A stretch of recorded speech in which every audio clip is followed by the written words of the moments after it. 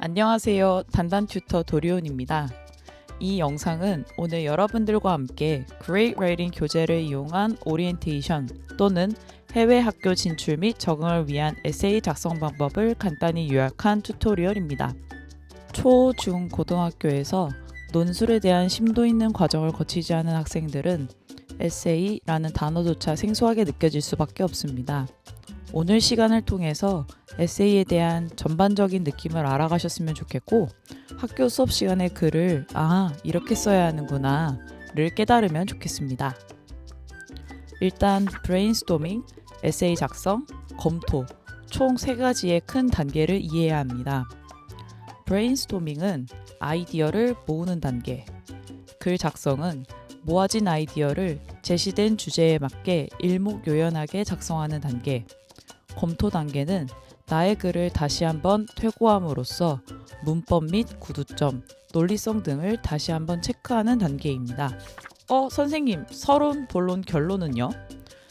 그건 에세이 작성하는 단계에 모두 포함된 단계이기 때문에 영상 중반에 자세하게 설명해 보도록 하겠습니다.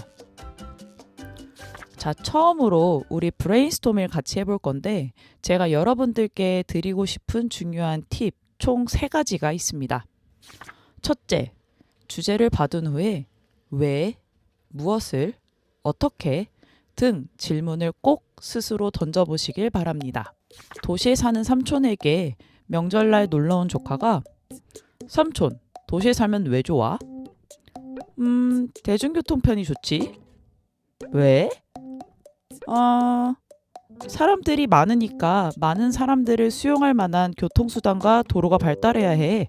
왜? 그렇지 않으면 개인 차량이 많아지고 교통이 혼잡해지겠지? 이렇게 꾸준히 왜? 라는 질문을 스스로에게 던져봐야 합니다. 우리가 조카와 삼촌의 대화에서 알 수 있듯이 벌써 도시에 살면 좋은 점과 나쁜 점이 하나씩 나왔어요. 대중교통편이 좋다. 교통수단과 도로가 잘 발달되어 있다. 개인 차량이 많아지고 교통이 혼잡하다. 이런 식으로요. 브레인스토밍을 통하여 여러분의 무의식 속에 있던 장단점, 견해, 논쟁 등을 끊임없이 끌어내야 합니다. 익숙하신 분들은 영어로 해도 좋지만 처음에는 한국어로 생각을 뽑아내는 게 좋아요. 두 번째, 맞고 틀리고 유치하고 부끄러운 상황을 초월해야 합니다. 이 방법이 답변을 이끌어내는 데에 가장 최선인 방법이에요. 브레인스토밍 단계에서는 여러분의 주제와 관련된 무의식과 의식 속에 있는 생각들을 전부 꺼내야 합니다. 이게 맞을까? 이게 틀릴까? 부끄러워 마세요. 전부 써보세요. 마지막으로 여러분들이 꺼낸 크고 작은 아이디어들을 카테고리에 맞게 나눌 수 있어야 합니다. 삼촌과 조카가 교통수단뿐만 아니라 환경이나 도시 인프라를 이야기해 줄 수도 있어요.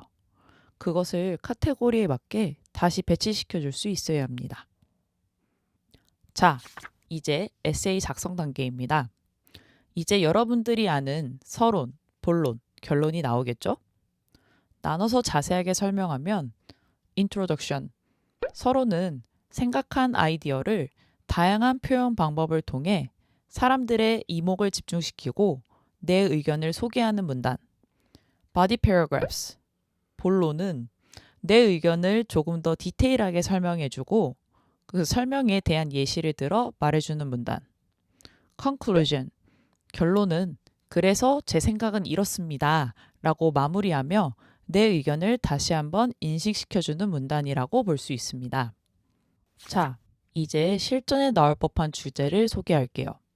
도시와 시골의 삶 비교, Comparison between city life and country life입니다.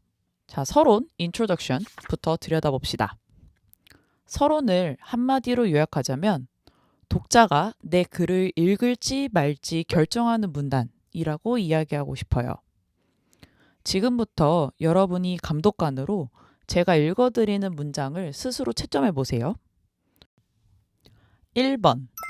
지금부터 시골 환경과 도시 환경이 가지는 장단점을 통하여 그 둘을 비교해 보겠습니다. 군더더기 없는 깔끔한 문장이지만 첫 문장으로 시작하기엔 매력적이지 않네요. 2번. 저는 이번 과제 주제에 관하여 일본의 수도 도쿄와 일본의 시골 마을인 시라카와고의 장단점을 비교하여 그 둘이 가지는 특징을 서술해 보겠습니다. 앞문장과 다르게 실제 일본의 지명을 이야기하고 비교한다고 얘기해 줬네요. 조금 흥미가 생기는 걸 볼 수 있습니다. 3번. 대학생을 대상으로 한 설문조사에서 일본의 수도 도쿄와 일본의 시라카와고 마을의 사진을 보여준 후 이집트 카이로의 사진을 보여주었습니다. 이때 학생들에게 어떤 곳이 도쿄와 가장 다르다고 생각이 드는지를 물어봤을 때 학생들은 대부분 이집트의 카이로가 다르다고 대답했습니다. 하지만 사는 모습으로 비교했을 땐 이집트의 수도 카이로 또한 도쿄와 마찬가지로 도시의 삶을 살 수 있기 때문에 도쿄와 다른 장소는 일본의 시라카와고 마을이었습니다. 자, 이 세 문장을 비교했을 때 과연 여러분이 감독관이라면 누구에게 후한 점수를 줄 것이며 어떤 글이 여러분의 관심을 더 자극하나요? 저는 3번 문장에 가장 후한 점수를 줄 것 같아요. 이처럼 사람들의 이목을 끌 수 있는 끝내주는 훅은 인트로덕션에서 중요한 부분을 차지합니다. 총 5가지의 멋진 훅을 만드는 방법이 있는데 자세한 내용은 수업을 통하여 접하실 수 있습니다. 인트로에서 이런 멋진 훅을 쓰고 난 후 thesis statement, 에세이 전체를 관통하는 문장을 작성하면 됩니다. 이 글에서 내가 도시와 시골의 삶에 무엇에 대해서 이야기할지를 이 문장에서 보여주면 됩니다.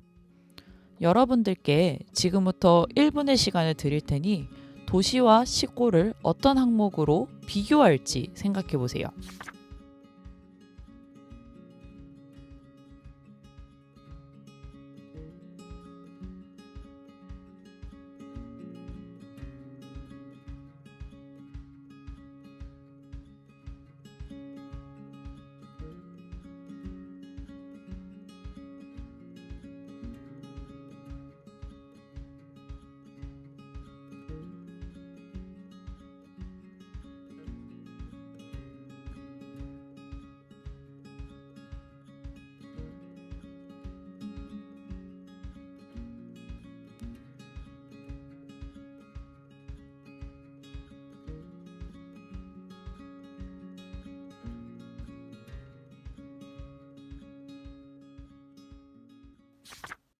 자, 시간이 더 필요하신 분들은 이 영상을 정지시키고 10분이 걸려도 20분이 걸려도 좋으니 여러분의 아이디어를 꺼내보시길 바랍니다.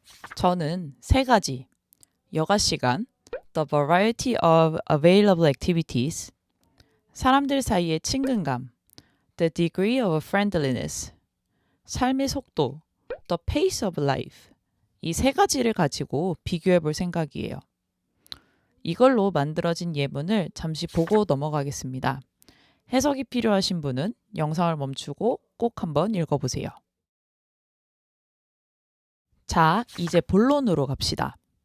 본론에서 중요한 키워드는 topic sentence, 주제문, explanation, 설명, example, 예시 혹은 증거라고 이해하시면 되겠습니다. 우선 topic sentence, 주제문에서는 여러분이 thesis statement에서 설명하겠다고 말한 내용을 하나씩 가져와서 쓰면 됩니다. 선생님, 그러면 우리가 여가 시간, 사람들 사이의 친근감, 삶의 속도 이렇게 3가지를 얘기하겠다고 했으니 본론 문단이 3개가 오면 되는 건가요? 네, 맞아요. 본론 문단은 기본적으로 3문단을 씁니다. 아이디어가 많거나 요구 단어가 많다면 더 늘어날 수는 있습니다. 비교하는 항목 중 첫 번째가 뭐였죠? 네, 여가 시간이었습니다. 그러면 여러분은 토픽 센텐스에 우선 도시와 시골은 여가 시간을 보내는 방법이 다릅니다. 라고 써주시면 돼요. 이게 끝이에요. 정말요? 네, 저것만 쓰면 돼요. 물론 여러분의 어휘력에 따라서 형용사구, 부사구 등이 들어갈 수는 있겠지만 뼈대는 도시와 시골은 여가 시간을 보내는 방법이 다릅니다. 라는 걸 확실하게 얘기해 주는 게 포인트입니다. 두 번째로 explanation, 설명 부분입니다. 여가 시간을 보내는 방법이 다릅니다. 라고 던져놨으니 왜? 무엇이 다른데? 를 써주는 문장이에요. 예를 들면 도시에서는 여가 시간을 보내는 활동의 선택지가 많습니다. 반면 시골은 한정적이지만 폭넓은 자연활동을 할 수 있고 휴식하기에 좋습니다. 이렇게 여가 시간을 보내는 방법이 왜 다른지, 무엇이 다른지 간단하게 설명해주면 되는 문장입니다. 여기까지만 다시 읽어볼까요? 도시와 시골은 여가 시간을 보내는 방법이 다릅니다. 우선 도시에서는 여가 시간을 보내는 활동에 선택지가 많습니다. 이에 반해 시골은 한정적이지만 폭넓은 자연활동을 할 수 있고 휴식하기에 좋습니다. 여기까지 쓰면 토픽 센텐스와 explanation 부분을 해결할 수 있습니다. 그 다음으로 example, 예시를 들어주는 겁니다. 도시에서 여가 시간을 보내는 장소들, 즉 극장에서 영화 보기, 멋진 음식점에서 식사하기, 콘서트에 참여하기 등을 예로 들 수 있겠고, 시골은 레일바이크 체험, 수목원에서 휴식, 등산, 낚시 등 도시보단 활동적으로 보낼 수 있는 여가 시간에 대한 예시를 구체적으로 들어주면 됩니다. 자, 이런 식으로 본론 문단을 2개 더 만들어 주시면 전체 주제문, thesis statement를 관통하는 안정적인 본론 문단 body paragraph 3개가 완성됩니다. 마지막으로 결론 문단에는 thesis statement를 paraphrasing, 즉 재진술 해주시면 됩니다. 말이 조금 어려운데요. 쉽게 얘기해서 같은 이야기를 반복해 주시면 됩니다. 대신 뜻은 같지만 다른 표현을 이용해서요. 아까 thesis statement에서 여가 시간, 사람들 사이의 친근감, 삶의 속도라고 쓴 걸 여가 시간, daily activities, 사람들 사이의 친근감, human interaction, 삶의 속도, speed of life 라고 바꿔서 써주시면 됩니다. 만들어진 예문 같이 보고 가실게요.